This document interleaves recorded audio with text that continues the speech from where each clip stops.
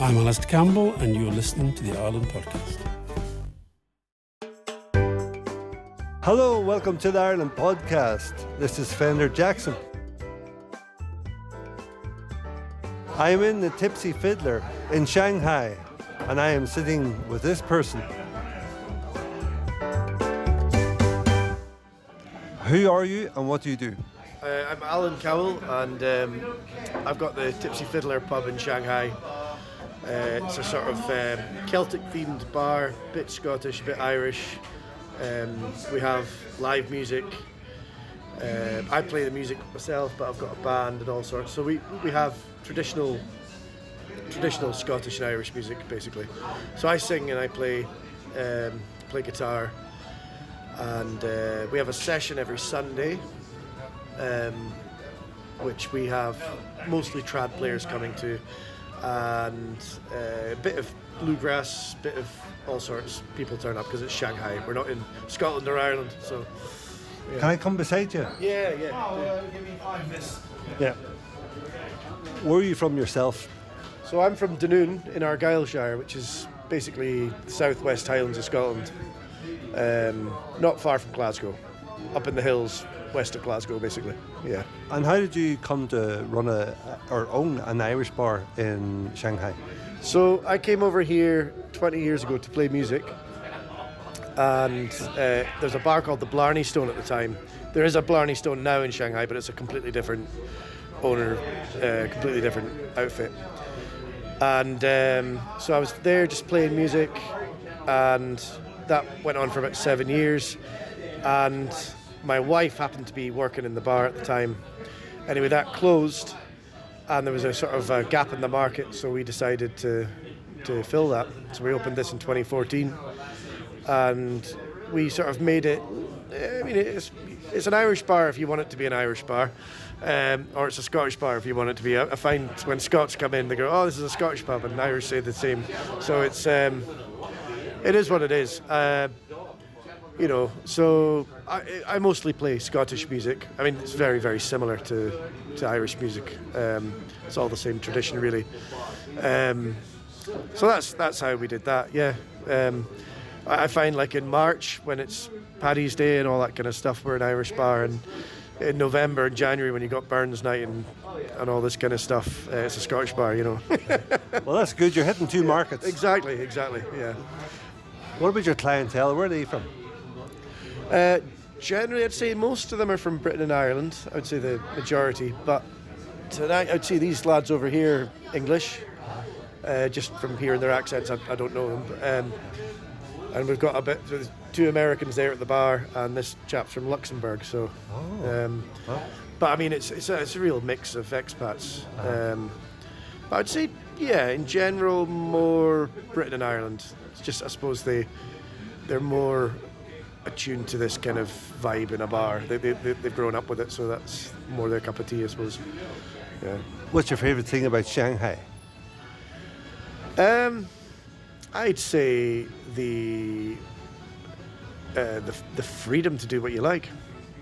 Very good. Yeah. We got a gent coming over here. Hi. Your favourite thing about Shanghai is openness. It's sort of freedom to do what you want, in a way. And of course, that might sound a bit bizarre, but it does have a free feel about it.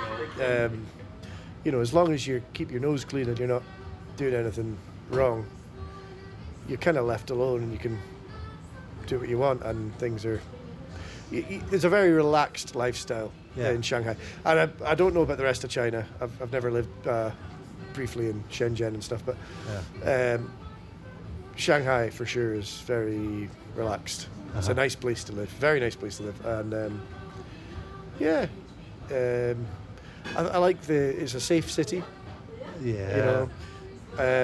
Running a pub, you don't get much trouble like you would back home. It's just a nice place to do things, and also you don't have the same restrictions that you would if you were doing this kind of business back home. Opening hours are very strict. All this kind of stuff here.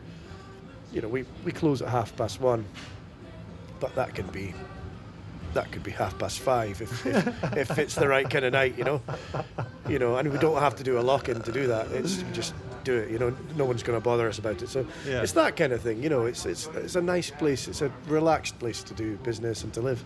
Yeah. Like, at least in our industry. Yeah. The worst thing about it really is the economy is obviously tanked since COVID, so that's obviously a massive challenge. Right. Yeah. You see, obviously, I didn't know. Well, I did know that actually, but I don't think it's that obvious in the West. Is what I'm trying to say. Okay, so business was great before COVID. We were having it was a great business, and then we thought, obviously, like everyone thought, COVID will be a few months and then it'll disappear. But it went on, and a lot of expats left, a lot of foreigners left. Those that remain, and obviously we get a lot of Chinese customers as well. But everyone's a bit more careful with their money. And I've heard people are like this in the West as well now. It's a different, I've been hearing about back home, young people aren't drinking the way they would have done in my generation. They're more into the gym and stuff like that. So, it's not the same. The spending's not the same with the customers. But we still have a good time. We still have the music. It's still worth doing. Yeah. It's still worth having a stab. Tell me about the similarities between Chinese and Celtic people, or Celtic cultures. Oh, that's very difficult thing to answer. I mean, what I could talk about is there's a big interest here in Celtic music. That surprised me when I came here, and it's growing.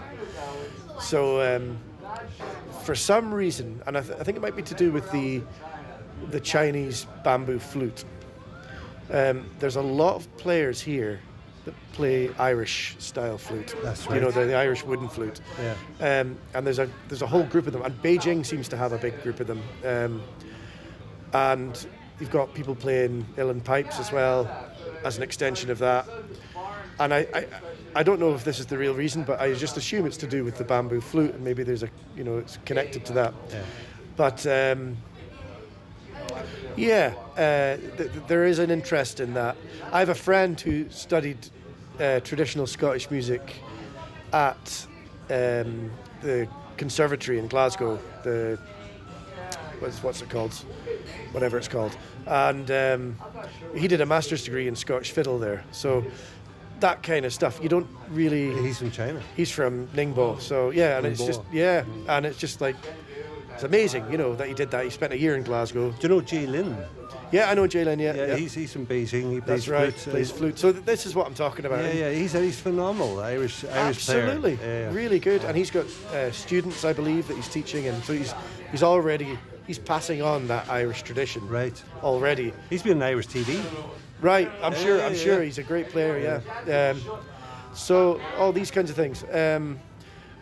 And we have big sessions here. There was one a few, maybe a month ago or something, where all these guys come into the pub, and they're from all over China, and they have a big mega session. He's one of the guys that organises it, and this chap Peter I was talking about plays the fiddle. So it's a really interesting thing that happens, and I know there's another side to it. There's a big bluegrass thing going on as well. A mate of mine, Kirk, runs a bluegrass. He actually plays in the bar on Wednesdays. American chap, but he's doing similar things with bluegrass. So this kind of, I know bluegrass and Irish and Scottish trad are a little bit different, but it's these types of Western traditional music are starting to get a real foothold in China, which is wonderful. Maybe they'll do to Irish music what they did to snooker. Well, take it over. Absolutely, why not? Exactly. We were talking about Sean Og off mic. He's my friend from Cavan, who I know from China. I know him from an open mic night, and he's played in here. He's now got a band in Korea called Suffering Fools. Okay. Okay, It's a great name. it's a very good name. But yeah, what have you got to say about? You saw him play here. He's, as far as I can remember, I don't think he ever did a gig here, but he's come here for sessions. Yeah. Yeah. Yeah. And from what I don't know him Yeah. That well, yeah. awfully well, but I've probably bumped into him like 2 or 3 times in sessions and stuff up here. I think from what I remember, he was running he was the Irish music guy down in Yunnan. He was before Yunnan, he was somewhere Hefei maybe. Okay, but Yeah, he was like running the sessions and doing all that. Oh no, he he's run the sessions. Me and him were running the sessions. Oh, okay. In Yunnan. Sorry, I thought you meant the bar. Yeah, we started up sessions in Yunnan in Kunming. Right. Yeah, and I roped in these ladies. I thought they were from the local orchestra. Right. And they took to Irish music like ducks to water. Yeah. They were from Ukraine, and we printed out the music. They were able to throw in their own personality straight away, reading the dots, reading the score, yeah. and then just the sessions just took a new gear whenever they came on board, you know. Yeah. So we had a similar thing actually from Shanghai Conservatory of Music. The ethnomusicology professor there took an interest in this place, and I ended up doing a few kind of what would you call them, workshops or lecture type things at the thing on that kind of music. But she introduced some players as well here, and they're gone now. This was a few years ago, and they've obviously graduated and moved on. But yeah, they were coming down to the session. It's a similar kind of thing. Violinists mostly, and like struggling with the. They can read the notes, no bother, because they're classically trained, and it's really easy for them. But to get that kind of feel is the struggle that they found.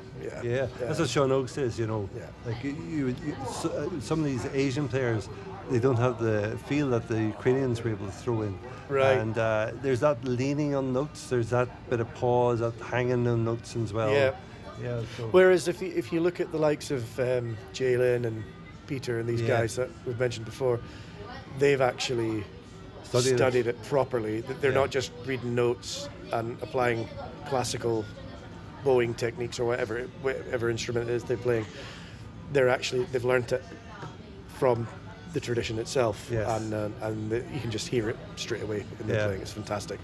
They sound like any great musician back home. So yeah. What do you miss most about home? Music.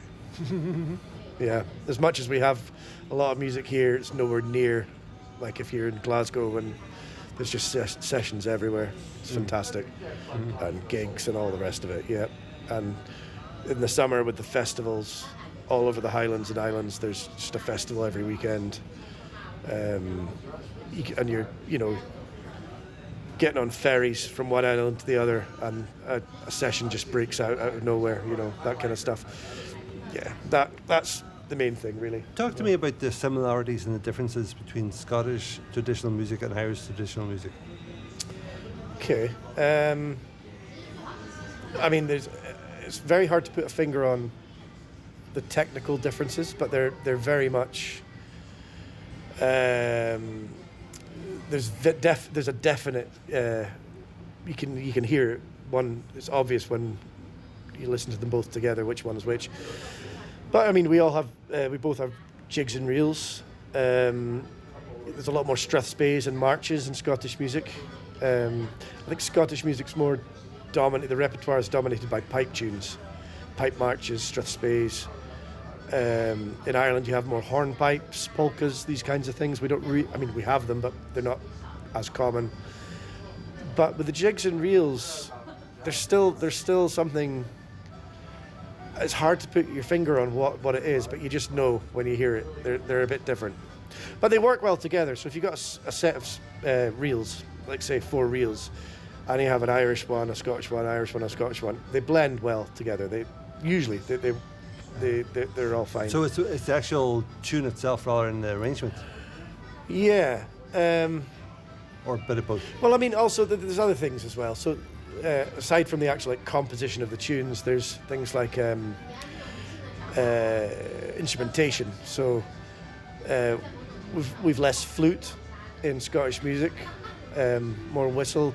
Like your typical session in Scotland would have lots of accordions, piano accordions.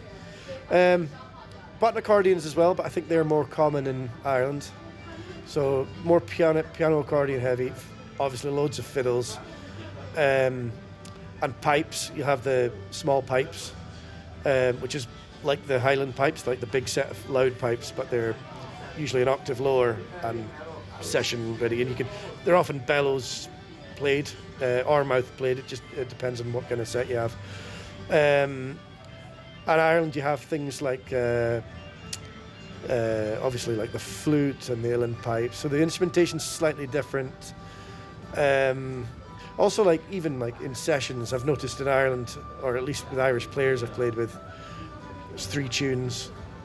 When you play a tune in a set, it's 3 times through the tune, and then you move to the next tune. In Scotland, it's usually twice, sometimes even once. So, and like with bluegrass, they seem to just do one tune endlessly. So, things like that. But, I mean, that's just like session etiquette and stuff like that, but it's basically the same kind of thing. Songs-wise, it's different again. Is it really? No, it's kind of the same.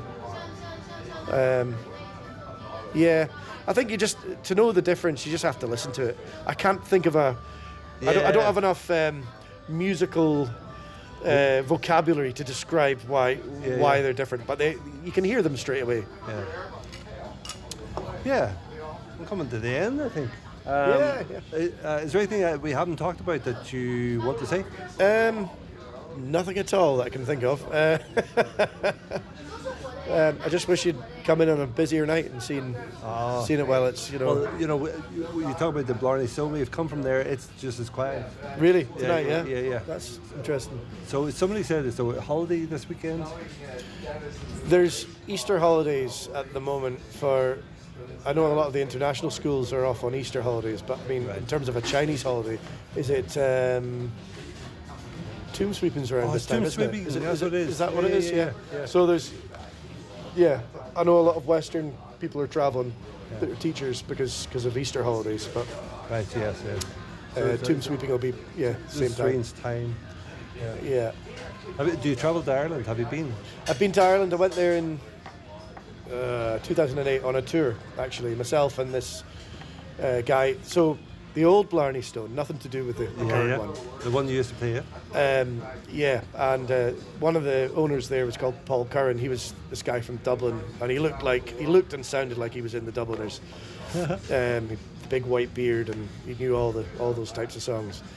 And the two of us did a tour. We did a 2-week tour of Ireland. So we're Dublin, Cork, all the way up the west coast. I think we did 12 gigs in 2 weeks. So it was a busy 2 weeks, and it was fantastic, absolutely fantastic. Yeah, really nice crowds. And again, this was just before the credit crunch. That's right. So everyone was like, the pubs were packed. Everyone was loaded. The good old, the simple old days. Yeah, exactly. Yeah, whenever really all we had to worry about was a global financial meltdown. Yeah, exactly. So but I've never been back. Just never had the chance to get back. One of these days. Yeah, well, it's nearly 20 years ago now. So. Yeah. Well, here, Alan, thank you very much for your time, and it's great to be back in this bar. I've been in this bar before. As I say, I signed a contract to come to Shanghai, and well, there was COVID and there was that lockdown, and then I just jumped ship. I was one of those guys that just sort of bailed, Yeah, but it's great to be back. Absolutely. Welcome back, man. All right. Cool. Okay. Go to Mila May August.